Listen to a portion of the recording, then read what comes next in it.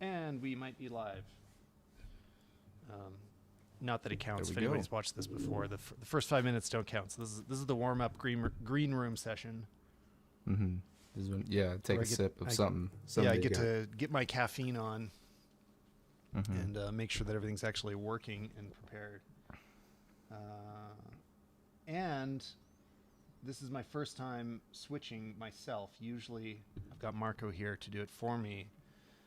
So I'm very prepared to screw this up a lot. So I got to practice it right now. So like if I'm talking, then I'd be doing this, Mm-hmm. and then Vin, if you talk, I'd be doing this. And then if I talk, and then switch back, and then I got cam, it.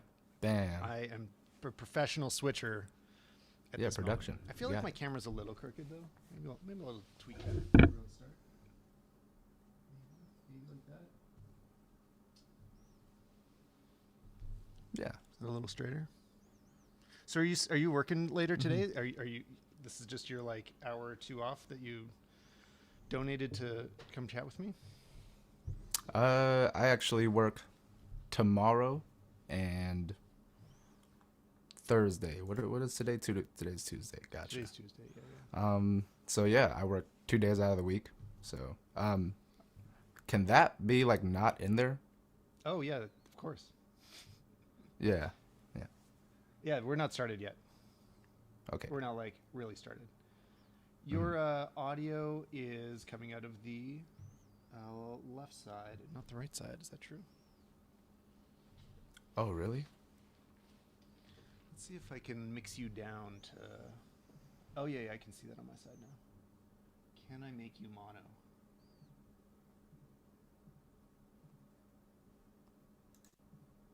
don't think I can on my end. Oh, mine says stereo mode is enabled. To change the setting, refresh the web page. Yeah. So refresh, you'll disappear for a second, and then you'll come back in and just... there's like an option when you join that says mono. Mm-hmm. I'll do that.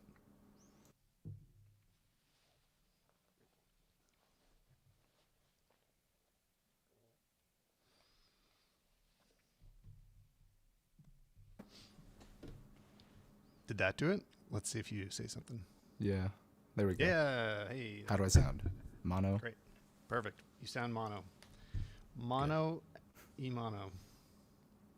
C. All right. I guess that's it. I guess we're good to go. Mm-hmm. All right. So let's pretend this is real. So yeah, anybody watching in the comment section, we're gonna look away from the comments now. So this is my spiel for every time we do the live podcast. We record it live so that you guys can kind of join in a bit and watch if you feel like it. But the point of this is to post it later as a podcast. It's just easier to edit this way, so I can edit it live. So yeah, we won't really see the comments. Maybe we'll circle back to you at the end, but for the most part, we're just gonna chat mostly about like filmmaking on YouTube, some tech stuff that we might be into lately. And that's kind of the plan for today. But quick countdown, and we'll be starting for real. I'm gonna hide the comments, guys. So you're on your own. From me, I'm just not gonna see them. But you guys can hang out. All right, I guess this is the real beginning. Wait, there's like an actual chat going on or what? Yeah. Like, Jackson's here. Can I view the chat? It's on YouTube. If you just go to Oh. or you might have a button on your side. Do you see it? Yeah, there's a button. Yeah, now I can see.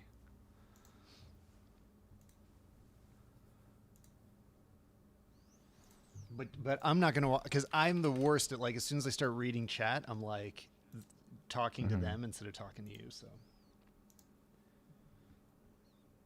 I'm not gonna hang out there. Oh yeah. Got it. All right. But if you see something interesting, you can throw it in there. I don't mind. Mm-hmm. All right, here's the real beginning. Hey, Vin, welcome to the show. Yo, what's good? Good to be on here. We actually haven't like had an official talk ever. Yeah, it's always just texts, and it's very different when you actually talk to somebody. So that's a good excuse to get you on here. And I just want to talk to you about like filmmaking stuff. I mean, that's what we're usually chatting about, and some tech, things like that. It's like, I don't know what it's like to make videos on YouTube lately. For anybody that doesn't know, you do like cinematography, filmmaking stuff for MKHB's channel, and used to do it a lot for your own, which, you know, I saw you still post some little shorts occasionally on your own channel. But what's like you give me the best bio of yourself, because you know your story better than I do. All right. So I'm still experimenting. We always have stuff on the back burner. So I would say a lot of my time is spent just thinking of as many crazy, fun ideas as possible and just crumbling them down smashing them down onto one piece and then presenting it to Marquez and Brandon like on that day. So I don't know. It's just like a lot of back end work, a lot of research, and a lot of trying to draw inspiration from a bunch of different sources to try and make something new. Yeah, it's cool. I mean, what's cool about what you guys are doing over there is you're part of a few channels and creators that are like defining a genre that will become like the vocabulary of filmmaking a few years to come. And I think like the best example of this we've seen in the past is Casey. Obviously like Casey Neistat's style of vlogging.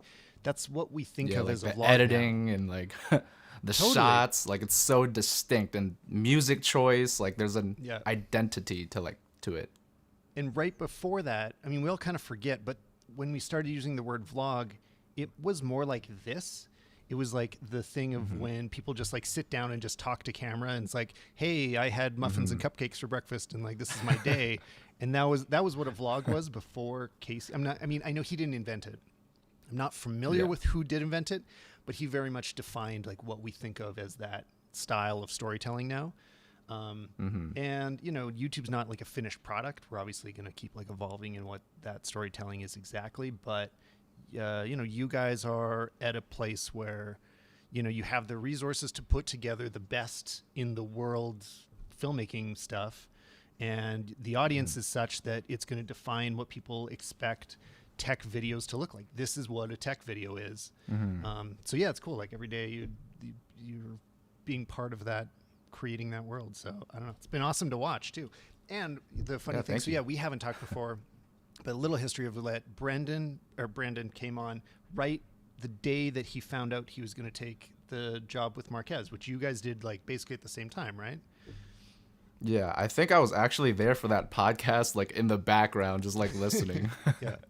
Yeah, and it was just total coincidence. Like I had no idea that this was even a maybe thing, and he's like, "Oh, by the way, this is starting." So, yeah, I'm glad we could finally complete the circle, get both you on. But I don't know. Any thoughts on that sort of general language of what YouTube is like from a filmmaking perspective? Man, I feel like a lot of people, like kids, are getting really good at picking things up really fast, but it's kind of hard to build your own sort of style when there's so much influence that you like, and it's so easy to like copy, but copying is the fastest way of learning. So there's a lot of talent out there. So I don't know. Time's only gonna tell what YouTube's gonna unfold, and so far, kids are fucking good. Like holy shit, they'll surprise you. Like I've seen 13, 15-year-olds just doing what I was doing like 3 years ago. And that took me so long to learn. You're saying kids, but I think I got to have like 10 years on you or something. So I know exactly the same feeling. Like that's the way it goes. But it's the same with when, like I know photographers and filmmakers that are older than me as well, that they had this feeling. And it's been like kind of this march for the last like 30 years where tech has enabled this insane fast rate of growth in terms of creativity, like because the tools got so good at relatively affordable levels, all of a sudden, democratizes it. We can all do an amazing job. Tutorials are out there that, I'm still watching every day. Same. Like I love tutorials. I still watch them. I still watch the basic ones too. Like, what are you watching lately? Like what's something that helped you out in the last little while? Definitely color grading, and just like I just love like super artsy videos that don't even like say much, but like you're just there to absorb it all, and that's been really fun to watch. Yeah, I was watching. I'm trying to get a little more into Resolve right now. So with the C200, my workflow was grading. I'd like pre-grade a lot of stuff or kind of everything in Resolve, and like mix it down, and then that's what I edited with in Final Cut is like ProRes graded files, which is like weird workflow. Now I got the C70. That doesn't make sense anymore because before I was trying to ditch the raw files, right? Now C70, it's not Yeah. raw. So there's more of a like live grading thing, and I'm trying to figure out that balance of how will I edit and grade at the same time, but I still like editing in Final Cut. I don't want to leave Final Cut. So anyway, I'm just like trying to get to know Resolve better, be a lot more fluid in it, more comfortable in it. And there's like some really great content out there about like it's crazy what you can do in Resolve. It's really amazing software. Yeah. I think recently I feel like Final Cut is so close to being perfect.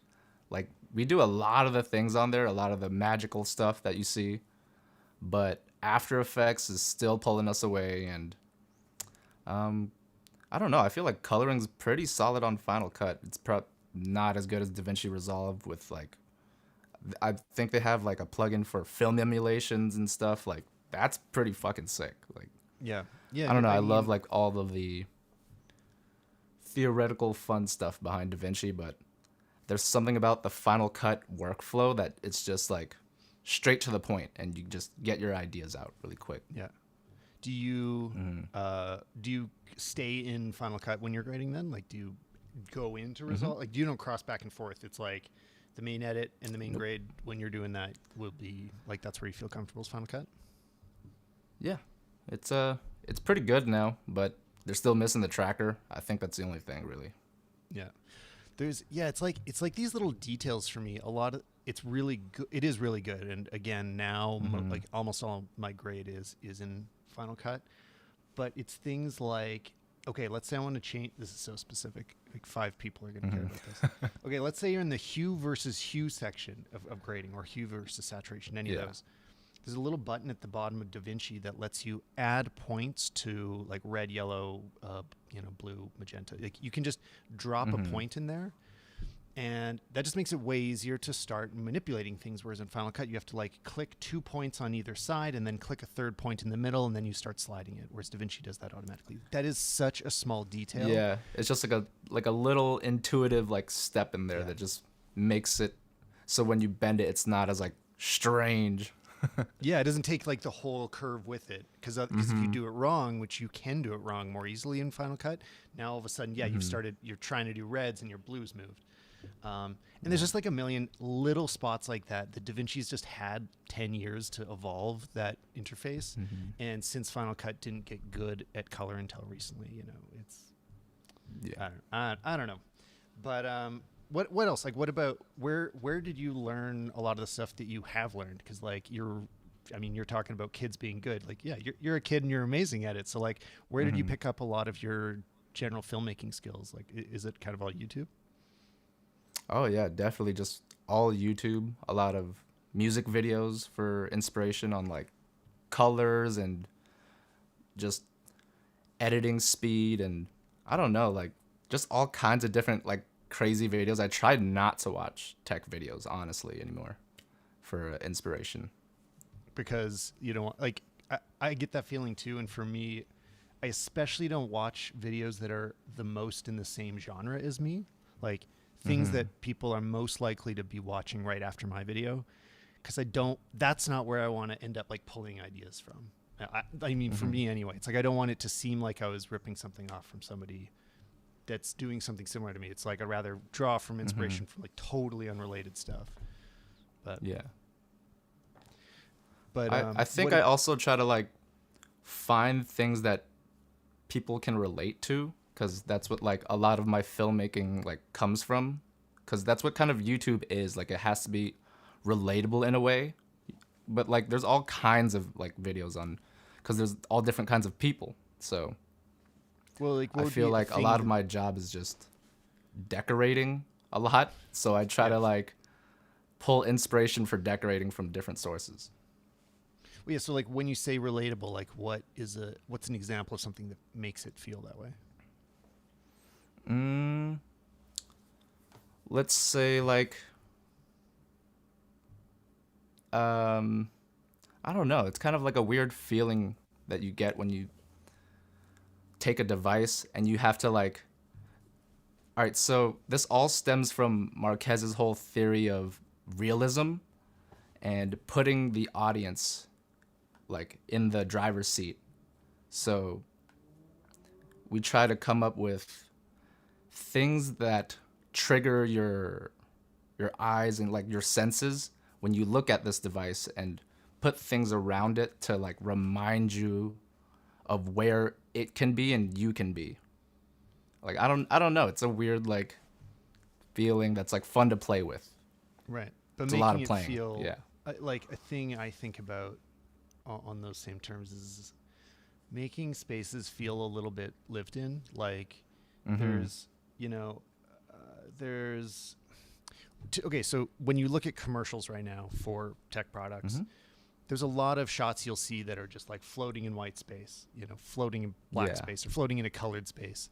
And, you know, especially like every new iPhone, actually every phone, every single phone announcement will have some moment where it's just like really close up, detailed, perfectly lit, perfect in every way, Usually moving it's around in a CGI, void. Cinema Yeah. 4D, just And that's the thing is it is all fake. And so I think when you Yeah. start trying to recreate that, if like you can do that in studio, you can totally do like floating on a background, but it makes the viewer think of, oh, CGI, not real, doesn't exist. This might as well be coming from the manufacturer. I mean, that's how I think of it anyway. So then if you do a good job of like staging and art direction, that's what makes it like it could only be in your space, right? Like it could only be only you could have taken that shot because it's got reality around it. yeah, because like when you watch it, there's no like distraction or separation, and everything just works in sync, and it feels like its own world that it exists in. And That then you can also like jump in and be like, ooh, look at all of this stuff. yeah, Oh, yeah. look at this. Oh, And does I didn't that, see like it that the, way before. where are Yeah. you drawing inspiration? Like, do you keep track of inspiration for that stuff? Like, do you have like Pinterest boards of like, oh, this is a cool layout. I like these colors together, or is it just kind of like, you know, off the cuff? Like, oh, this is what I'm in the mood for today, or this is like, you know, do you like formalize it with some kind of mood board? I've been trying to do that more recently, but I used to just endlessly watch music videos and different types of like photography and try and just pull colors and like moods from. And I don't know, like it used to be easy doing it, but as like all of these phones come out, it all piles up, and now you're like, okay, I need to have like a set Right. like list of themes or something, like a playbook of some sort. So now I'm trying to like use shot deck or like a lot of more Yeah, yeah, typing, Showtick's good. but I think I want to get into more like iPad drawings. Brandon's super good with the drawings, and I've been trying to do more of like that kind of back end work to make on set shooting a lot faster and easier, and also being able to communicate that to other coworkers easier. I've been watching a friend on Twitter that does. He's he's doing like scene cutting in Resolver Premiere, where you know you like detect the scenes, choosing his favorite bits from them all, and then exporting them as like GIFs in a table, so that he can. So it's not just like a mood board, but he has like little animated shots of like his favorite references. I'm like, oh, I've got to start doing that. That'd be so awesome to be able to like to not only you know look at like so Shot Deck. If anybody isn't familiar with what you're talking about, it's basically a website that takes stills from movies, like kind of the most beautiful moments, so you can reference like lighting ideas and composition, and it sort of turns cinematography into photography, so you can study and break down those individual moments. And it's a great service. Like it's really nice for that. Yeah, there's like a But lot of like cheat sheet info on there. Like they'll tell you what camera they used, like all kinds of things. Like totally, it's yeah. super like easy to break it all down when you can see like a bunch of visually appealing things, and then you can pick from those like what you like about them a lot easier. And then like also, yeah, even like so you don't have to guess the lens, right? Because I play that game when I'm watching movies all the time. Like 24, 55. Oh, I love that game. I'm probably wrong. We half always the time. play that. It makes me feel At the confident, like, office. oh, I know what's up, but I'm probably wrong a lot, right? Like, I don't necessarily know if Yeah. they're shooting on a full frame or a Super 35 or whatever. So, but yeah, it's Yeah, fun and then to guess. post processing, and then crop after, and then you're like, this was shot on 9mm actually, and you're like, this is cropped all the way to like 50. Yeah. But yeah, so the reason I want to get, and this is actually a reason that I think anybody that like likes to make videos should do this kind of exercise, is to like go in and try to find the things that you like, so that you can really have like a direct connection with it. And this idea of like building your own mood boards, and finding your own references, and not just relying on what other people are feeding you as their inspiration, because I find like we can all end up getting the exact same inspiration. Like if you search Pinterest for cinematography, I guess, you'll find all the same shots over and over and over. And they're great shots. We all love them, but we've become very familiar with them. But there's so much work out there that like I don't want to only be looking at the exact same inspiration that everybody else is, so that we don't end up all having like the exact same shots in the end, right? So yeah, I want to start building up more of a reference point. The Peter McKinnon tutorials. Yeah, right. Yeah, it's just nothing but no offense, Peter McKinnon. Don't kill me. Yeah, no, but it's true. It's like we don't want to, and that was an effect that I think Peter had on the like camera world too, is like everybody is drawing inspiration from Peter.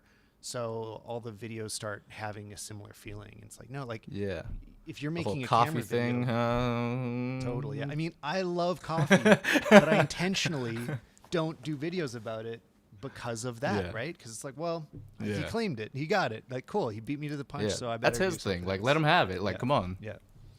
But there are things in like in completely different genres that may be more worth stealing. Like, I'm saying steal. I do mean stealing though, but like, there's things in beauty videos you could go and be like, that concept would be really interesting if I applied it to tech or to a photo. Oh, video. absolutely.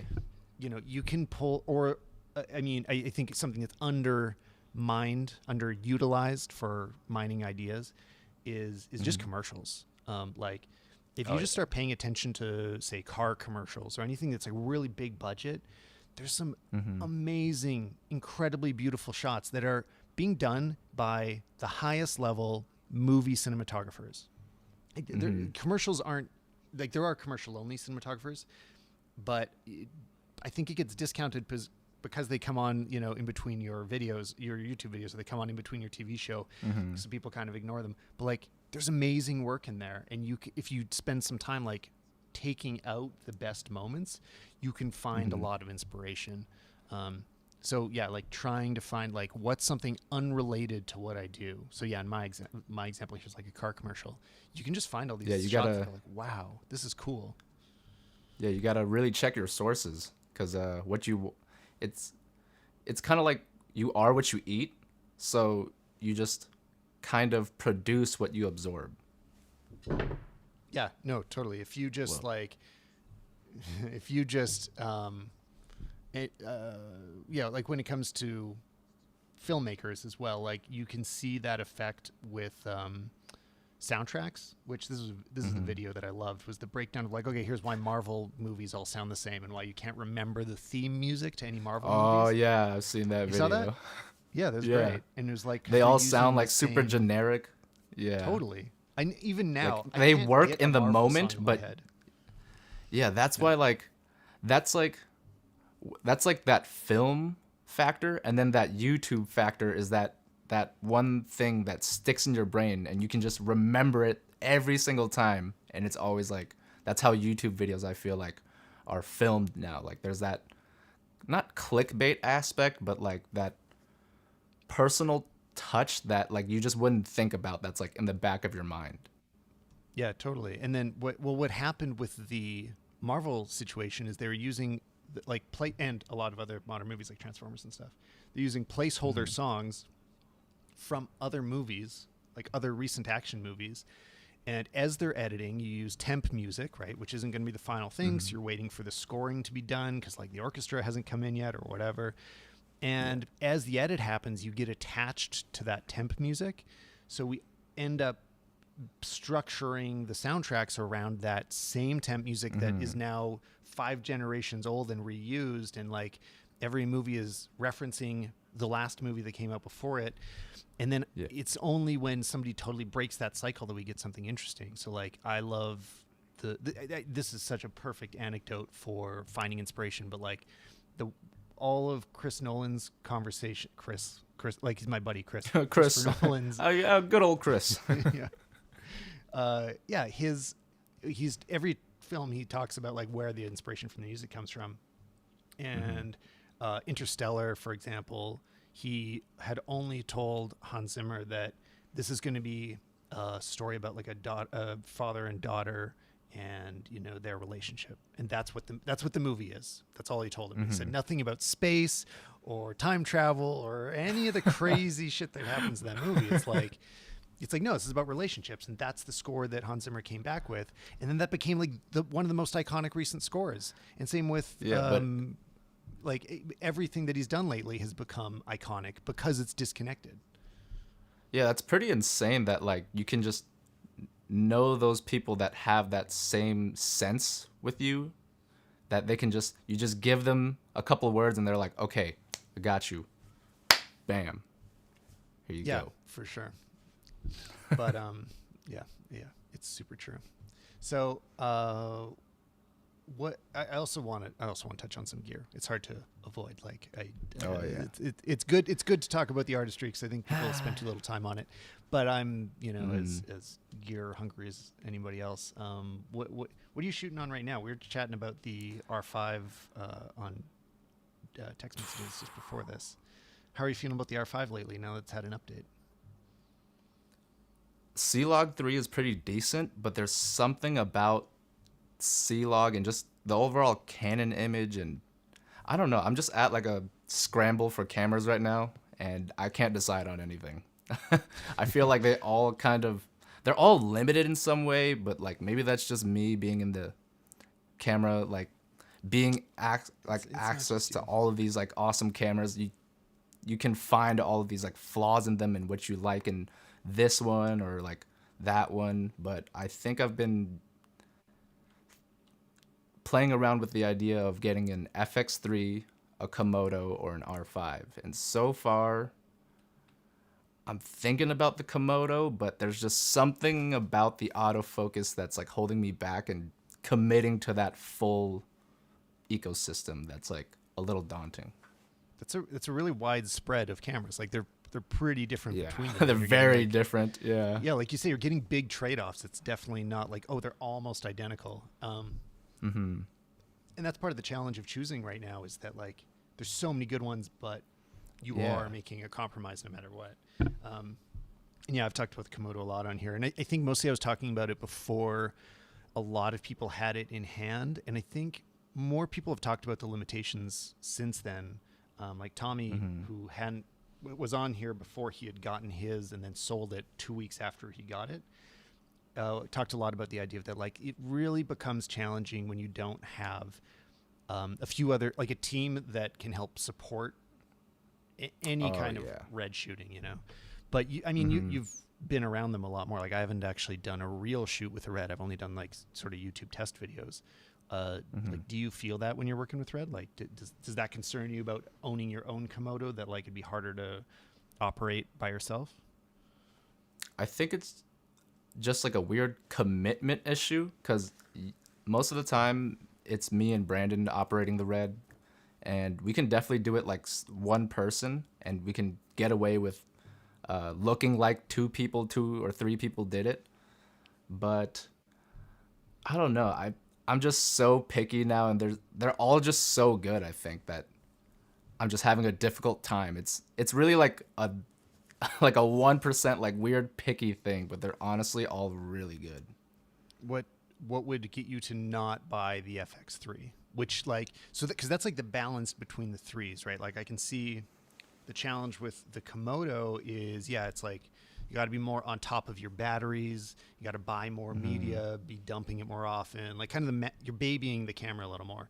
And then on the R5, less babying, like it can handle itself a lot more, but it's got the great autofocus and stuff. But the image quality is not the same. It doesn't have the same dynamic range, things like that. Yeah. So it seems like, okay, why not just jump in the middle for the FX3? Yeah, that's kind of like, because the body style is there. That's what I wanted out of the Komodo, but it has the form factor of the R5 and I think the colors out of Sony recently, the default picture profile is incredible. So I can get away with outlog. I'm not even going to shoot S-Log 3 on that. Like I find it almost pointless for me at least, but some people could fight me for that. I mean, I haven't shot it, so I like you're talking about the new Cinetone profile. Is that the like sexy one that you're thinking of? Where it's that's the one that everybody that I've seen talking about the FX3 is hyped on. But yeah, that's supposed to be like the Venice color science, right? Yeah. I actually like the default one without all of the stuff. Yeah, just the one straight out the box. I thought it looks good. Cool. I think, but then it looks good. But not on the Canon as much. Like, because on the Canon, what were you shooting? Because you have an R5 now, or like you have access to one. But like, how do you shoot it when you're using it? Do you go C-Log or do you just shoot it on something standard? Yeah, I used to shoot C-Log and now C-Log 3. So I'm just testing out all these cameras. I don't own any of these. I don't have an FX3. I'm playing around with an A1 and an A7S3 at work. Yeah. And I'm playing around with a Komodo at work. And the R5 is also that's from Canon. So no matter what you say that. No matter what you get, you're going to be disappointed now. I think I can say that. Yeah. But yeah, like you've tried so many now that it's like, are you just going to be wishing you had all the other features that you'll be missing? I already have that so I got C70 now. So happy with it. Like it's exactly what I wanted. But I do miss things from the R5, having played with it for a while. Like the image stabilization was so helpful in the R5 when you're just like running gun handheld. Being able to just stand there and like it's rock solid. No concerns about any weird warping or like anything kind of looking crappy from it. But also to add on to that, the FX3 has the Sony Catalyst software, so you can like just use the gyro data, and I thought that was brilliant because that's what kind of like brings like the IBIS from the R5 and also like the global shutter aspect from the Komodo, and it like kind of like has this like weird mix of like both of those features.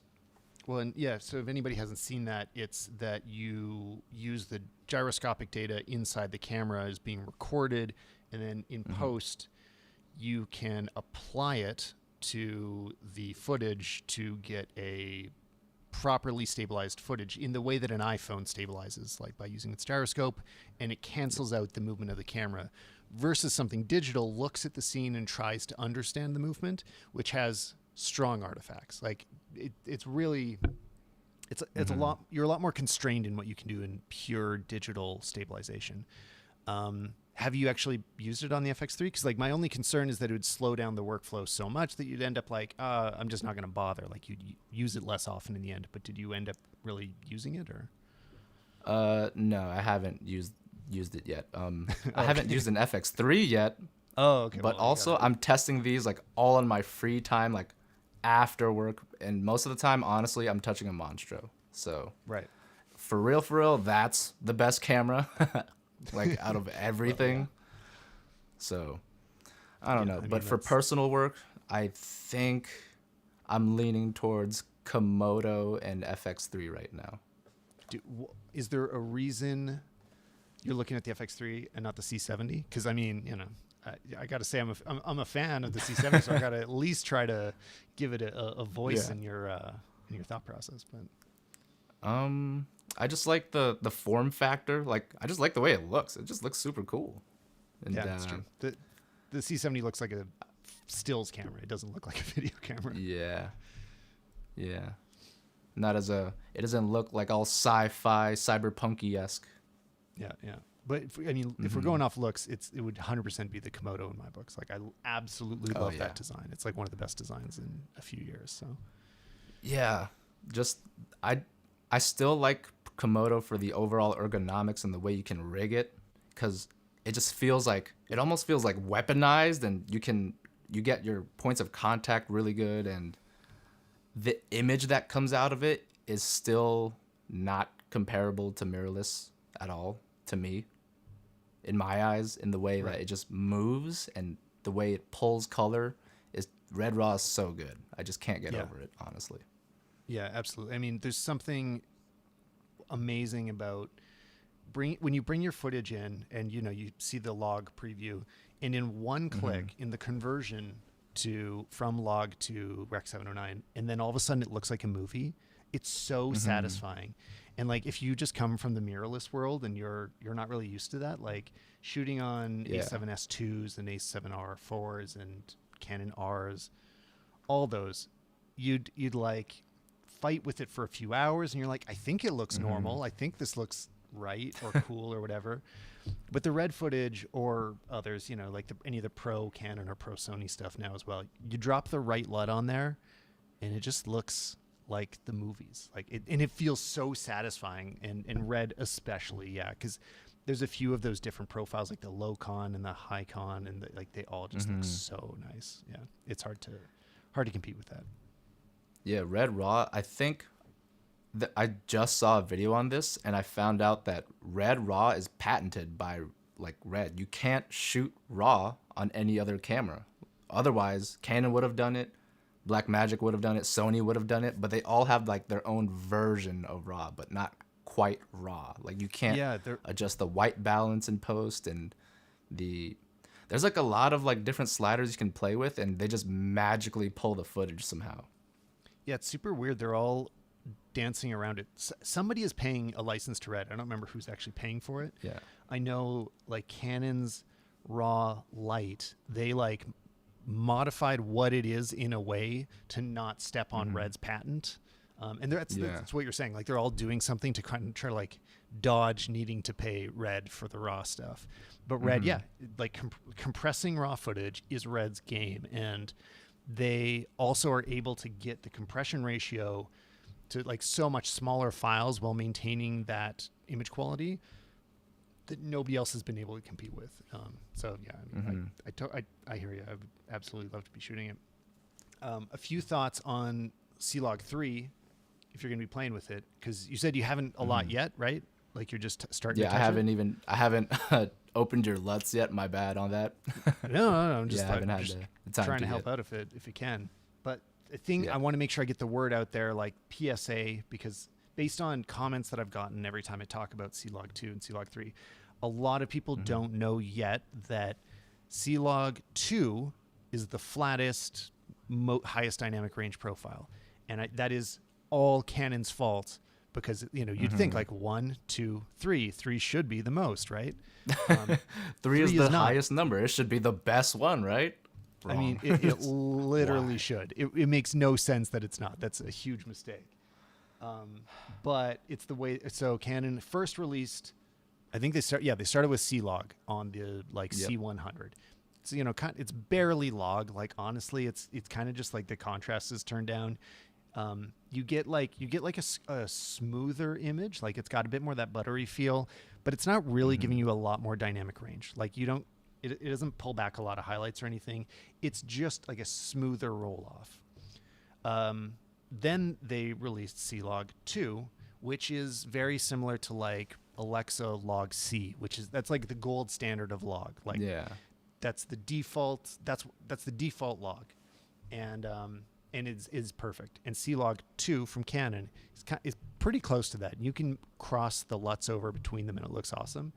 But then they were like, okay, at the time, Canon only had a lot of cameras were still only 8-bit, and it would be too much of a struggle to grade C-Log 2 footage, the super flat stuff. You couldn't quite grade it from like the C300 mark. 1 or Mark 2. I don't remember the generations. So they added a new thing called C-Log 3 that was in between the two. So it's like a little bit flatter than C-Log, not as flat as C-Log 2, and just easier to grade. But it's not all the way. Like it's still like a half step and only it's still log better. footage to me, and like I don't know, I'm over log footage, honestly. You just want to shoot we straight need to raw. your profile. We need raw. Yeah. Well, and then that was the thing that was missing before with even if you're shooting raw on the R5 before, you couldn't convert the raw to C-Log 2 or whatever. So like, what we really need is raw that can convert over into C-Log 2, which you can't even do right now. So, but that's what the C200 does. So anyway, it needs to be the same as that. This is all like so rat hole, but yeah, a lot of technical nerdy stuff that no one really cares about. Yeah, well, except me. I mean, I certainly can't get enough of it. Except for us nerds. Yeah. Do you spend a lot of time like digging? Like, is it fun or frustrating to like dig into the details for you? It's kind of a mixed bag. A lot of the time, I try to look for like. I'm not a very technical person when I go to work, but when I'm at home, that's when I like research all the technical stuff. Because when I don't know, I've never explained this process really, so it's kind of hard. Well, it's a good time to. Now we can do some inner soul searching. Wait, can you ask that question again? I got like lost. Yeah, I was just saying like, you obviously you have a job that involves a lot of like technical knowledge. You kind of need to have it to like get your job done. Is it fun for you to learn new things still, or is it like I just kind of want to like get to work and not have to watch a few tutorials before I, start using this new method or this new camera or this new light or this new piece of tech? It's not frustrating, but I guess it's part of the job now, just like watching YouTube and understanding all these new cameras. But most of the time when I show up to work, Marquez just tells me, make this look cool, and I just make it look cool. So I don't know. Like, I'm not very technical, and I just like watching. Like, I'll watch the funniest, randomest videos, and somehow that just like conjures into this, like it just translates somehow. I don't know. Strange. Oh, that's. I mean, that's good. Like you got a secret sauce, and you don't necessarily know how to explain it. Yeah, but I don't know. I just show up and I just feel it out. Do you have any other favorite toys you've been playing with in terms of filmmaking? Like, is there anything that's been helping you get your job done better than you could a year ago? Oh, we recently got this new slider from Kessler. It's their heavier cine, like the big boy version. And we've been flying Monstro on that, and no jitters. So good. Yeah, very minimal jitters. Yeah. There's always some jitters. Yeah, I know the struggle of that's the thing. Like, all these tools, nothing is perfect. When you watch it back, it's so fast that it feels perfect. But to me, I see all of the flaws. So when you ask all of these like heavy technical questions, I'm like, I don't know. I just watched the video like 2 seconds ago. I just show up and I'm like, okay, let's make shit look cool. Yeah. But so far so good with it. I mean, like I've used many different sliders, and so many of them, like even right now. So like the Rhino I've been using lately, and I was featuring in the last video. It like was producing some perfect footage for me. Then in my last shoot, I was definitely getting some visible jitter in it. I'm just like, I just want it to be perfect, and that was like the best. It still is the best slider I've used, and I'm still fighting it to like be actually smooth. But I mean, the Kessler, I imagine like there becomes this change when you like the wheels get bigger and the rails get bigger. Is it that kind of thing? Like everything's just sized up a little? Yeah, I think it's just like the structural like weight support. I don't know how to explain that. Like, yeah, just like it just feels heftier, so it can handle more, I guess. Yeah. But I think manual slider, like, those like super old sliders where you see like the metal like steel beams and like there's like skateboard wheels on it. I think that's still the best slider for smoothness, but all right, so I'm about to go into this. So Do it. there's a lot of different kind of sliders, right? And they're all good at their own thing. So you kind of have to pick and choose your poison. And a lot of the time we just pick what gets our ideas out fast and what's repeatable, cuz we do a lot of party tricks for Marquez, and so we don't use a manual slider anymore. We mostly use the motorized one, the Kessler. Makes sense. Because, yeah, and then it's like you can just keep doing the same shot over and over. Mm-hmm. Yeah, it's easier to just like, all right, I want you to start here and end here. Go. Yeah. That's it. No, it's so worth it. Yeah. Because, yeah, once you're doing the manual thing, it's like every shot is a little different. And that also can mean there's certain, like, VFX you can't do. You can't, like, swap objects. And so, totally. I'm going to pause for 1 second. I just realized the power to my computer isn't doing anything, so it might die.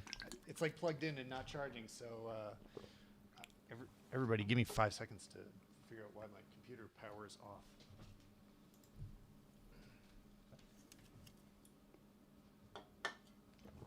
I have not been paying attention to chat this whole time. I'm so sorry.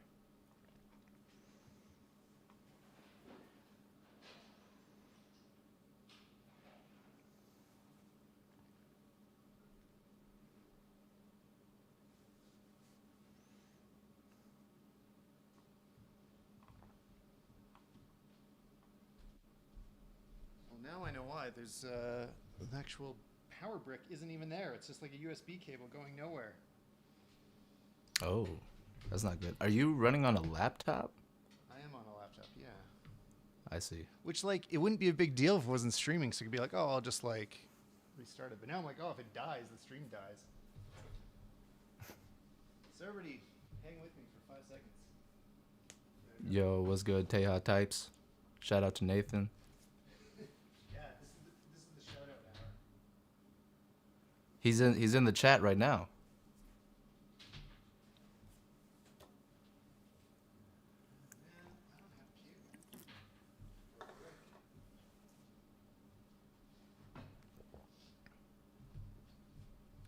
Where are we at time wise? 47 minutes. I might have to wrap it up. This is literally gonna die if I keep going, and then we won't be able to finish it. But we're only about like 10 minutes shy of what I was aiming for. Okay. So yeah, we'll just like do a closing thing. I'll edit it in like it's what we intended to do. But yeah, this is like literally just gonna like shut off any second now. I got 10%. That sounds like us just looking at the V mount just ticking down, and I'm like, yeah. Brandon, get the shot, get the shot. Get the shot. All right. Trying to think of like one last thing to like tie it all together, since it's not like a total dead end. Okay, yeah, your next camera. Well, so I mean, you're going to be upgrading your own camera soon. Does that mean we can see more from you? I mean, I'd love to see your channel slightly exist a little more. Like you got these little fun ones. Do you have any like personal filmmaking plans coming up? Kind of. I'm just like feeling it out right now, honestly, and I think my camera search is still going to continue for maybe another half year, but at least I have access to a bunch of cool friends and people that can operate the cameras for me. And like, I don't know, I just got a lot of options. So I'm going to keep on looking. Is once you choose a camera, you're going to keep looking for a new camera. The new search starts right after that. You start looking forward to your next one. That's how it's been for me anyway. Yeah, you're right. Because Endless after I search get for the that one, perfect there's going to be camera. another better one that comes out 3 years later. Yeah. And then I cry. All right. Well, I super appreciate you coming on, man. I love your work. I'm going to keep watching it. And yeah, if anybody's not following you, because obviously you're not just MKBHD, you've got your own universe. I mean, go find Vin on Twitter, Instagram, anywhere else people should be following you. You said Twitter, Instagram, YouTube. Yeah, that's it. All of it. Cool. Thanks again, Vin. Yeah, at dang Vin with 2 G's. Links in the description. Yeah. All right. See you guys. All right. All Peace. right. Well, I don't actually have to hang up. Anybody that's in chat, yeah, this will be dying. Like, oh man, that's so annoying. It's like I have a plug coming in here and it's not doing anything. Production But, is always hell. Yeah, for sure. Anyway, we got a good 50 minutes out of that. I hope that was usable because I haven't been on camera and talked in a while. So, yeah, my ADHD is just. Yeah, mine is always like that. It's like this balance between sometimes I'm like super focused and that means that I have good ideas, but it's all like slower. And then sometimes I'm like higher energy, but it means like I can't think about the same thing for more than 5 seconds at a time. Yeah. Oh yeah, we didn't. Good first didn't episode, actually- though, huh? Hey? Yeah. No, it's good. Cool. And I also, I wanted to like just talk about like tech stuff too, like, but totally missed it. Oh, hey, Jordan's here. Jordan Drake's here. Yeah, it's gonna be good. We're ending now, everybody. But this will be out in 2 days probably. You do Okay. some light editing, make it sound like we know what we're talking about. Chop out a lot of my stutters. And mine, yeah. It's always a little bit of a mess, but no, it came out great. And Okay. I'm gonna die. So appreciate it, Vin. All Talk to you right. later. All right. Take care, man. Thank you for having me.